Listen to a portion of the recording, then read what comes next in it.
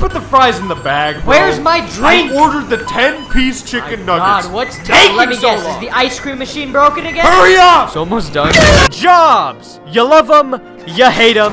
If you're a longtime fan of my channel, let's be honest, you probably don't have one. But you know what? That's okay. Yeah, sure, to some people, having a job is a sign of hard work, education, wealth, basic fucking dignity, but for others, it's really not like that. The reality is, not all jobs are created equal. Some jobs are a lot shittier than others, and at times, it doesn't even matter how much they pay you. If you're thinking about getting a job, it's very important to weigh out the good and the bad, which is why today, I'm gonna rank them.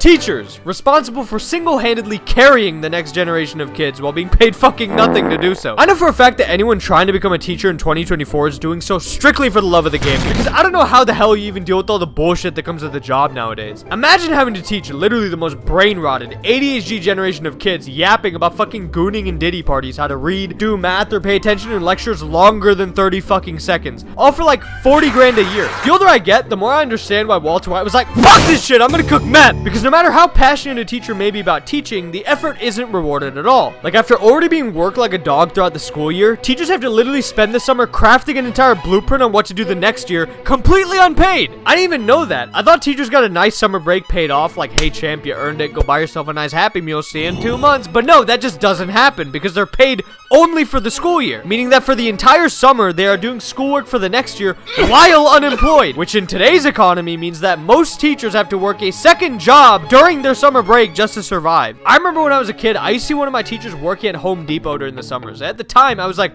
wow, he must be really passionate about home improvement. No, he's fucking broke! And they wonder why teachers are quitting in droves. I mean, shit, if I was a teacher, I would too, considering that ever since COVID, motherfuckers can't even read anymore, and students are disrespectful as shit. Kids are gonna be kids. I get that. But Jesus Christ, there's an actual incentive to be a menace in school now. From robbing school property or throwing hands with the teachers. It's getting brutal out there. What's the point of even trying to create a fun, engaging class environment when you're barely getting paid and the students are the ones bullying you? I completely understand why some teachers would have mental breakdowns in the classroom because the shit they have to deal with is just ridiculous. But you might be like, Habibi, there's always gonna be kids that are disrespectful and angsty towards teachers when they're growing up. That's just how it is. And you're right, but at least back then, teachers could respond by beating the shit out of them, so this is enough. Now, if you work in fast food, chances are that you're either a young buck trying to get some work experience or a 45-year-old wondering where it all went wrong. Because let's be honest, nobody likes working in fast food. The pay is shit, it smells like shit, the customers suck, and your value as a worker literally boils down to nothing more than just putting the fries in the bag, bro. That's actually the very reason why customers feel empowered to treat you like shit. Because even though the job itself isn't very hard, fast food workers still gotta put up with so much bullshit mentally with these customers. You get absolutely no respect. Like some random 16-year-old will get berated over the price of food they can't even control. Or God forbid they make a mistake in an order. Sound the fucking alarms. I swear to God, bro, some of these freakouts, you think the employee ran over someone's dog, but no, it's all because some fat ass only got 7 Big Macs instead of 8. I mean, I guess the one positive in all that is that the more bullshit you put up with, the more numb to it you get. Dealing with these people for God knows how long will give you thicker skin. But again, nobody deserves being treated like this. I feel like the phrase, the customer is always right, has given the green light to some of the biggest assholes to make an already miserable minimum wage job even more miserable. And these problems get even worse when you end up understaffed and have to somehow compensate for the massive fucking volume of customers during rush hour. But the one thing that can actually make this job tolerable for you are in fact your coworkers. If you happen to have chill coworkers, at the very least they can slide you some drugs to get you through your shift. So I'd say this is like a D. Also, fuck Burger King.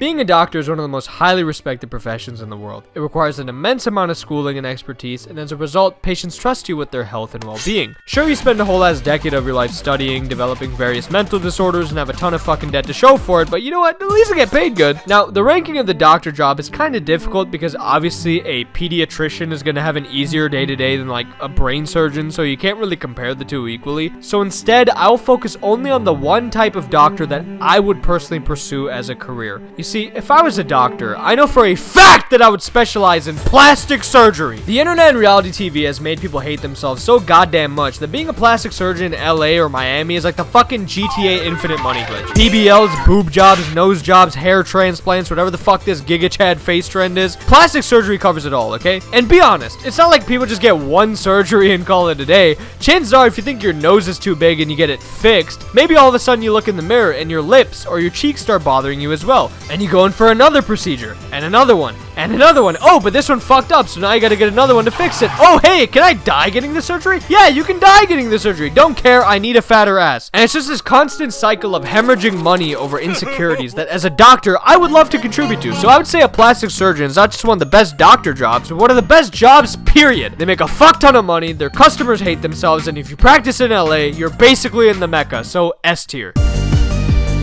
DoorDash drivers on paper have the easiest job in the world. Bro, you just bring the food from point A to point B. Anyone complaining about that aspect of the job seriously needs to shut the fuck up. But as far as the pay goes, it doesn't get any worse than DoorDash. You get like $2 for every delivery you complete, which a lot of the time is people driving extremely long miles every day just to be paid in these fucking pesos. Sure, you can grind out a bunch of orders, but depending on the area you live in, the rate at which you can even get orders varies. You could be spending like half an hour waiting for an available order, until finally, by the grace of God, Jimmy from Cleveland, 30 miles away, needs a bagel for a whopping $3. You know, I saw a TikTok where a dude was flexing about how he made $500 in a single day of DoorDash. Wow, doesn't that sound great? Oh wait, hold on, after he spent 16 hours on the road. It shouldn't take a genius to realize that when you spend more and more hours driving, you also gotta factor in the cost of gas and car maintenance, all when you aren't making shit. Now of course, there's also the tip, which is paid by the customer and goes 100% to the dasher. But unfortunately, a shocking amount of people don't tip, or if they do, not much. Unless you do this as a side hustle and not full-time, DoorDash is an F. You gotta put all that energy into something better to make money. Scamming is a high-risk, high-reward profession. If you can pull it off, you will make a lot of money. But if they catch you slipping, you're facing up to like 30 years in prison, bro. So if you are gonna scam, instead of filing a job application, at least try not to commit something like bank fraud, because you saw some dipshits doing it on TikTok. Stick to the low-level scams if you want to avoid prison time. But unfortunately, a lot of these low-level scams have indeed lost their aura. Because unless you're over the age of 65, scamming is not as simple as Steve Johnson calling from Microsoft or the free iPhone you just won on 123 Movies. To anyone with any basic tech literacy, these scams are very obvious. You gotta dig deeper than that. Now, coming to you as a D-list YouTuber, it wasn't shocking to see my fellow creators shilling a bunch of crypto bullshit like cock token to their audiences. Many of these scams, funnily enough, came right after a pandemic that left a lot of people desperate and clinging to false hope. And with that in mind, that's exactly what you need to become an elite scammer. Personally, I think the most profitable scam that exploits desperation and false hope has gotta be catfishing. And the best part about it is that anyone can do it, it's a lot more low-key, and as long as you're not technically lying in your messages, I don't think it's a felony. Now, let me make it clear that I'm not endorsing any of these activities. The idea of pretending to be someone you're not solely to finesse people desperate for human connection out of money is evil.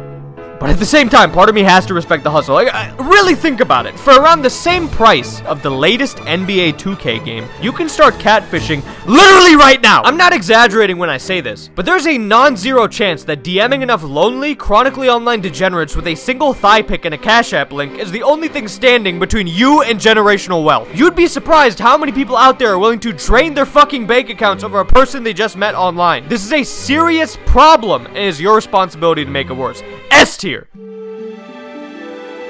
Now, depending on what you charge and how many clients you have, you can make a good amount of money as a therapist. Unfortunately, a crucial part of this job is having to actually listen to your clients yapping about all their stupid fucking problems for an hour. Like, bro, can you keep it to yourself? God damn!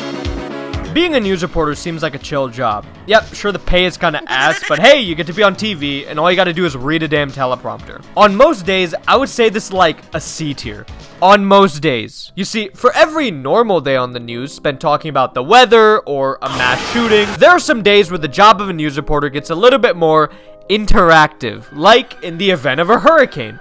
Apparently during a hurricane, it isn't enough just to have a guy on TV repeatedly say, hey, we got a hurricane coming, evacuate to safety. No, for some reason, these motherfuckers send their news reporters directly in the line of danger. It makes no goddamn sense. The headline would be some shit like, 100 dead from hurricane, stay the fuck inside, and this the reporter on the TV. And from what I could find, I don't even think they get paid extra for this shit. So like, why? Why the hell would anyone put themselves through this? It sucks ass for both the reporter and the cameraman. Best case scenario, you almost died. Worst case scenario, you die. D. Picture this, you're 18 years old, you just graduated high school, and you love computers, so you decide to go to college and study computer science, and after just 4 years of grinding your computer science education, which 90% of was Indian YouTube tutorials, you have now graduated and are ready to become a software developer. But to your surprise, the hardest part about being a software developer isn't even the work itself.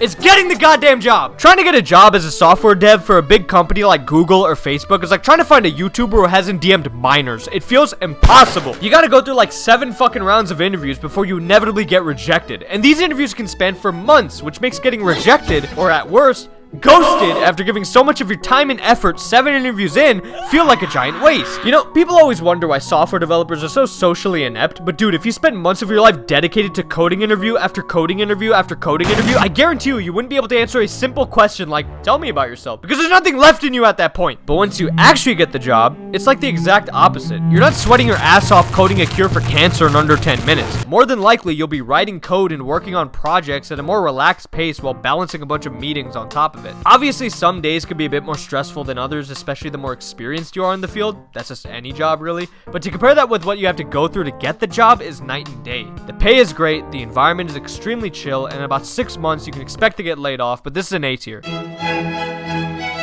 Unless you have connections in the industry, becoming successful as an actor is very tough. A lot of it boils down to luck, because you could spend 20 years plus doing acting gigs and never break through. But at the same time, like gambling, it could take just one opportunity to change your life forever. Like the bitch from the Progressive ads. She's been doing this shit for like a decade and makes $1 million every year. I know she definitely didn't expect this to go on for as long as it has, especially when she got the job, yet here she is. But yeah, most actors are broke, so give up. Retail and fast food kind of feel like two cheeks of the same ass. Still underpaid, same shitty customers, but just a little less stressful. I will say the nice thing about retail is that you're not constantly being pressured to deliver something to a customer like you would be working in food service. But even though that's the case, retail somehow ends up attracting the biggest NPCs on the planet that I honestly don't know how half of these people even function on a daily basis. It's like the second people walk through those sliding doors, their brain instantly turns into mush. For example, literally the second you walk into a grocery store, you will see a big ass dairy sign all the way in the back, sometimes even with a goddamn milk PNG slapped on it, telling you exactly where to find the milk. Yet somehow, these motherfuckers will be mindlessly roaming around searching for the fucking One Piece until eventually asking you, the employee, where it happens to be. And this doesn't just happen in the dairy aisle, it happens in every fucking department. But in the same way that retail has brain dead customers, they're also the entitled ones. These are the Karens that consistently shop at the store, bitch about the price, and then expect a discount for their loyalty. But when the cashier, who's only worked there for 2 weeks, doesn't have the authority to do that, it's typical for the Karens to start arguing and threatening things like, I'm never shopping here again, or you just lost yourself a loyal customer. Retail is also a lot slower than fast food, which makes the job so